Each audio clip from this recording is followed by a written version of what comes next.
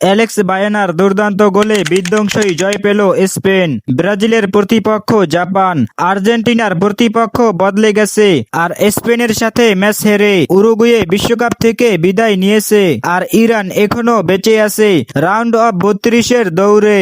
এই কয়েকটি ম্যাচ বিশ্বকাপের নক আউট সমীকরণই বদলে দিয়েছে। চলুন পুরো বিষয়টা মাত্র 2 মিনিটে জেনে নেওয়া যাক। প্রথমেই স্পেন, অ্যালেক্স বায়ানার একমাত্র গোলে উরুগুয়েকে 1-0 ব্যবধানে হারিয়ে গ্রুপ চ্যাম্পিয়ন হয়েছে স্পেন। পুরো ম্যাচেই বলের দখল, আক্রমণ আর রক্ষণ সব দিকেই এগিয়ে ছিল স্প্যানিশরা।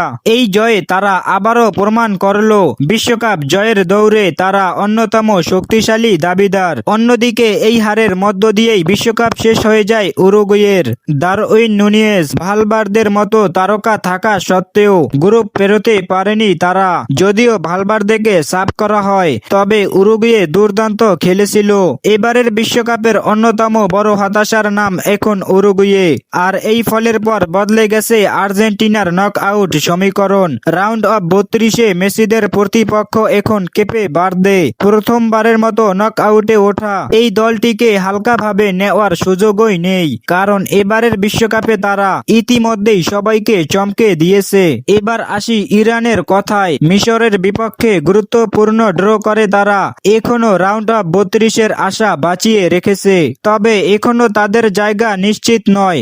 অন্য গ্রুপের ফলাফল এবং সেরা তৃতীয় হওয়ার হিসাব তাদের পক্ষে এলেই তবেই ইরান নক আউটের টিকিট পাবে। তাই এখন ইরানের সমর্থকদের চোখ থাকবে বাকি ম্যাচগুলোর দিকে। একদিকে স্পেনের দুর্দান্ত জয়, অন্যদিকে উরুগুয়ের বিজয়, আর্জেন্টিনার নতুন প্রতিপক্ষ কেপ বার্দে, আর ইরানের শেষ আশা। সব মিলিয়ে এই ম্যাচগুলো বিশ্বকাপের নক আউট পর্বের চিত্রই বদলে দিয়েছে। এই বিশ্বকাপের সব লেটেস্ট আপডেট তথ্য পেতে চ্যানেলটিকে সাবস্ক্রাইব করে দিন এখনই।